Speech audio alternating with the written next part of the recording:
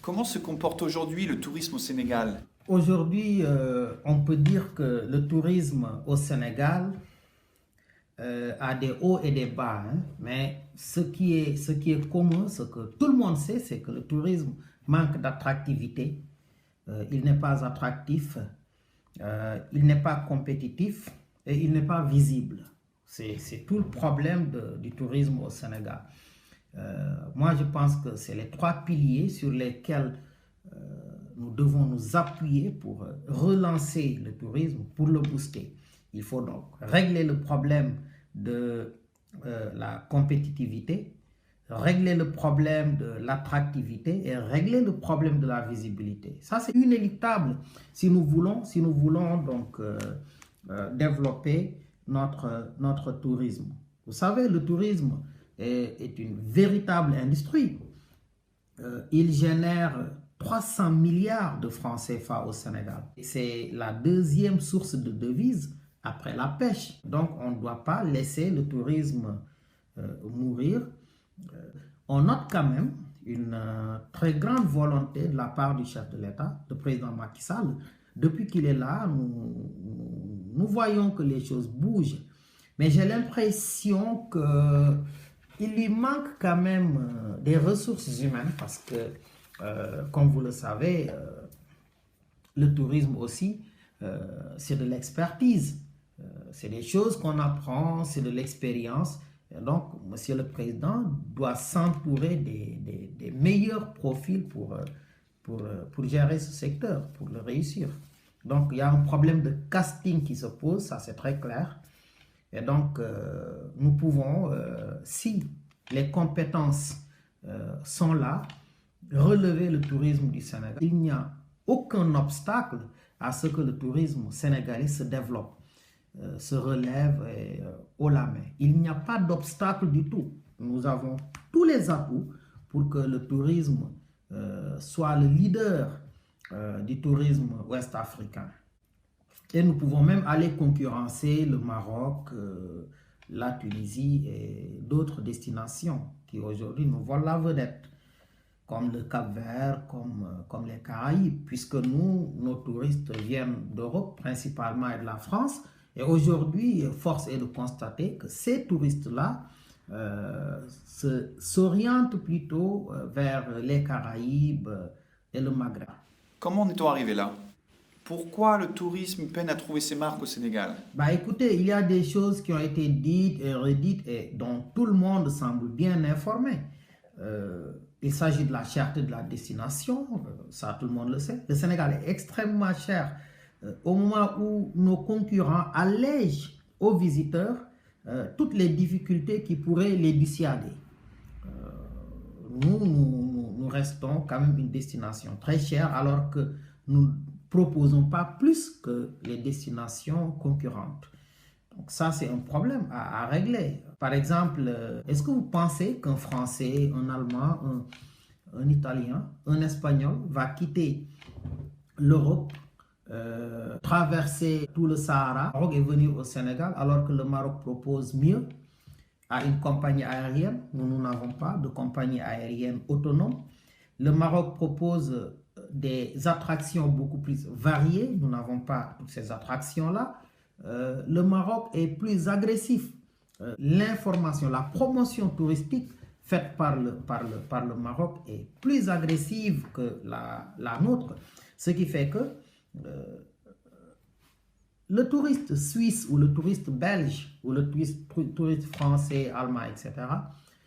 Sont facilement plus séduits par le Maroc que le Sénégal. Donc ça, c'est un problème aussi qu'il faut régler. Et en plus de cela, il y a aussi que nos tours opérateurs, ils n'ont pas de réseau, nos agences de voyage. Et ça aussi, bien que ces organisations soient des organisations privées, je pense que le gouvernement du Sénégal a un rôle important à jouer. Et son rôle d'abord, c'est de les amener à être mieux réseautés. Le gouvernement a ces moyens-là, il a la capacité d'amener nos agences de voyage, nos tours opérateurs dans d'autres pays. qui soit beaucoup plus visible. Moi, j'ai fait le tour des agences de voyage du Japon. C'était dans le cadre de mes recherches et de mes observations. Et ce qui m'a frappé, c'est que je vois très souvent des pays comme le Kenya, la Tanzanie, l'Afrique du Sud, le Maroc, la Tunisie, même le Malawi, des pays qui sont vendus avec des brochures, des explications assez exhaustives et claires. Et ce qui m'a donc frappé, c'est que je n'ai jamais rencontré de brochure qui parle du Sénégal. Il n'y a aucun pamphlet sur le Sénégal. Et ça, pour moi, c'est désolant quand même, parce que le Japon est un pays émetteur de touristes, dont les touristes sont reconnus comme étant de grands dépensiers. Vous allez dans tous les pays du monde, ils ont une politique de promotion spécifique aux touristes japonais. Je vais vous parler de Hawaï, par exemple. La politique de promotion qu'il fait pour s'attirer les touristes japonais. Alors, je ne vois pas pourquoi nous, au Sénégal, on ne devrait pas travailler à ce que nous puissions avoir, c'est notre part du flux de ces touristes qui viennent d'Asie, comme la Chine, qui est devenue le premier pays émetteur de touristes et le premier pays dépensier. Ensuite, le Japon, la Corée, pourquoi pas l'Australie, la Nouvelle-Zélande. L'un des problèmes de notre tourisme, c'est que nous nous intéressons que trop à la France. Or, bien sûr, la France est un grand pays émetteur de touristes, surtout pour l'Afrique. Donc, c'est important de réclamer notre part. Mais il faut aussi qu'on diversifie. Pour ce faire, à mon avis, il faudra décomplexer nos tours opérateurs, nos agences de voyage, et il faut les encadrer, il faut les amener dans ces pays-là et les parachuter. L'État a aussi le devoir de faire une bonne politique de profilage, de ciblage pour la Chine, l'Allemagne, les États-Unis, le Canada, le Japon, l'Australie, le Royaume-Uni, la Nouvelle-Zélande. En plus des acquis que nous devons consolider pour que les touristes français continuent de venir. Donc, ce travail de ciblage n'est pas fait. Le travail de réseautage n'est pas fait. Et puis, ce qu'on doit faire pour rendre notre destination moins chère, malgré les efforts de l'État, malgré les efforts du président de la République, reste sans résultat. Alors, il faut maintenant ajouter l'indiscipline légendaire des Sénégalais. Vous arrivez au Sénégal, il y a un encombrage abusif et agressif de nos guides touristiques qui n'ont aucune formation.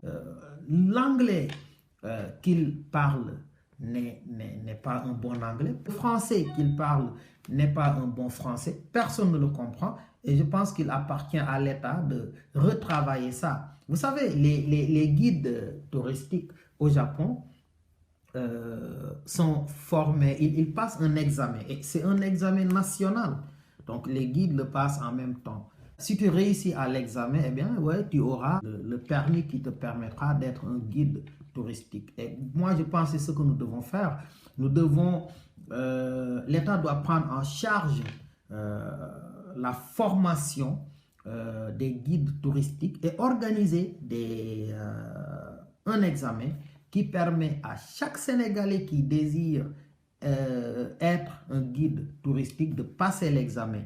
S'il le réussit, alors l'État se chargera de l'encadrer, de lui donner donc tous les outils nécessaires pour qu'il puisse guider normalement le touriste. Parce qu'on ne peut pas se lever un bon jour et être un guide touristique, chercher une licence, on te donne la licence sur quelle base? Alors que tu ne connais pas l'histoire du pays, tu ne connais pas la tradition du pays, tu ne sais pas comment faire découvrir les vraies attractions touristiques, les réalités. Parce que le tourisme n'est pas que les stations balnéaires, le tourisme n'est pas que les musées, etc. Il y a des choses que les guides doivent comprendre, qu'ils doivent mieux expliquer donc aux touristes. Surtout ceux qui ne comprennent pas la langue wolof et qui veulent comprendre l'histoire de ce pays-là. il est important de leur expliquer en français des choses ou en anglais, etc. Et ça, c'est le travail de l'État. Nous devons avoir des guides qui parlent japonais, chinois, coréen, arabe, français bien sûr, anglais, espagnol, etc. C'est même russe. Hein. Ça permettra de mieux attirer les touristes. Donc voilà le travail que nous devons faire.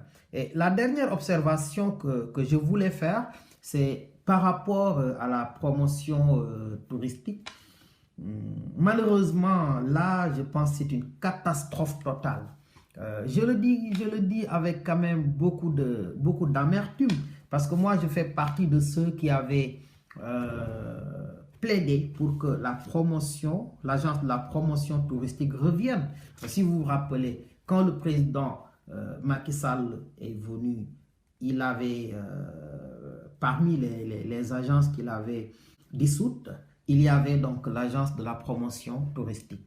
Et moi, j'avais écrit à l'époque pour dire toute ma déception, parce que si nous voulons booster notre tourisme, la promotion est importante. Elle est même inéluctable. Mais ce qui se passe avec cette agence de promotion touristique, moi, je sais pas, je ne sais vraiment pas ce qu'ils font ces gens-là, mais j'ai l'impression que le tourisme sénégalais n'est pas promu. Personne ne connaît le Sénégal en tant que destination touristique. Moi, je ne sens pas cette agence de la promotion touristique. Je ne sens pas le travail qu'elle fait. Nous sommes dans un monde où la promotion a des règles très précises et très claires auxquelles il faut répondre. Là où je suis au Japon, je dois pouvoir être en mesure de sentir cette agence-là, sa promotion et l'agressivité. Malheureusement, il y a une oisiveté extraordinaire de cette agence, une ignorance des nouveaux enjeux et défis bien sûr de ce qui est l'essence même de la promotion touristique. Parce que maintenant, là où nous sommes au jour d'aujourd'hui, la promotion touristique se fait plus rapidement et plus largement. Et donc, si nous ne sommes pas en mesure, avec tout ce que les nouvelles technologies nous ont donné comme moyen, si nous ne sommes pas en mesure de faire une promotion qui pourra toucher le Japon, la Chine, la Corée, les États-Unis, le Canada, alors, à mon avis, il faut plutôt arrêter avec cette agence-là. Parce que c'est contre-productif. C'est contre-productif. Ça ne donne rien du tout. Donc, je voudrais attirer l'attention des autorités qui gèrent l'agence de la promotion touristique que nous avons aujourd'hui, plus que jamais, les moyens de faire plus large et plus rapide. Malheureusement, ce que nous ne pouvons pas voir avec l'agence de la promotion touristique. C'est vraiment du gâchis. L'autre élément sur lequel je voudrais insister, c'est d'une réforme institutionnelle structurante. Cela permettrait de mieux gérer le tourisme. Alors, de quoi s'agira-t-il exactement? À mon avis, le ministère du Tourisme, parce que je n'ai rien contre le ministère du Tourisme, hein, c'est quand même 50 ans d'existence. Mais à mon avis, il n'est pas très efficace, le ministère du Tourisme. Ça n'a rien à voir avec les hommes qui animent ce ministère-là. C'est le ministère lui-même qui manque d'efficacité. Alors, qu'est-ce qu'il faut faire? Pour moi, il faut créer à la place de ce ministère-là une autorité nationale du tourisme. Aura à son sein toutes les autres agences éparpillées par-ci par-là, comme l'agence de la promotion touristique, comme la SAPCO et d'autres agences. Et donc l'autorité sera peut-être logée même à la présidence de la République et qui aura pour mission de gérer de manière structurelle, de manière transversale et de manière multidimensionnelle le tourisme. Il touche beaucoup de ministères, donc des ministères assez différents. Et si nous avons une autorité qui coiffe tous ces ministères-là, donc qui puisse les transcender, je pense qu'elle pourra régler certains problèmes. Donc il est important, à mon avis, d'avoir une autorité nationale du tourisme, ça sera plus efficace, plus rapide et plus fort pour gérer ces trois éléments dont j'ai parlé tout à l'heure, c'est-à-dire la visibilité, la compétitivité et l'attractivité de notre tourisme. Et si nous le faisons, notre tourisme ne s'en portera que mieux. Merci Monsieur Fay. Je rappelle que vous êtes docteur et consultant en tourisme. C'est moi qui vous remercie.